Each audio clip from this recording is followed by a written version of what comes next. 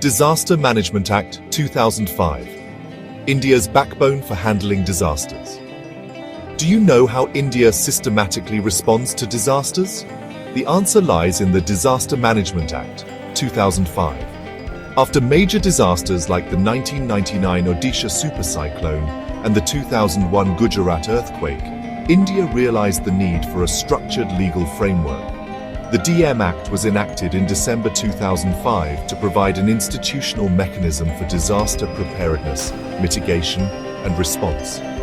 The Act defines what constitutes a disaster and lays out the responsibilities of the government at national, state, and district levels. It establishes the NDMA, or National Disaster Management Authority, under the chairmanship of the Prime Minister. The Act also provides for the creation of state DM authorities, district DM authorities, and financial mechanisms like national and state disaster response funds.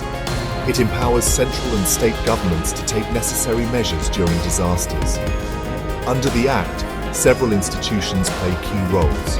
The NDMA is the apex body responsible for disaster planning, policies, and guidelines. The NIDM, or National Institute of Disaster Management, provides training, research, and capacity building. The NDRF, or National Disaster Response Force, is a specialized force for rescue, relief, and emergency response. The institutional mechanism is well coordinated. The central government sets policies and coordinates assistance.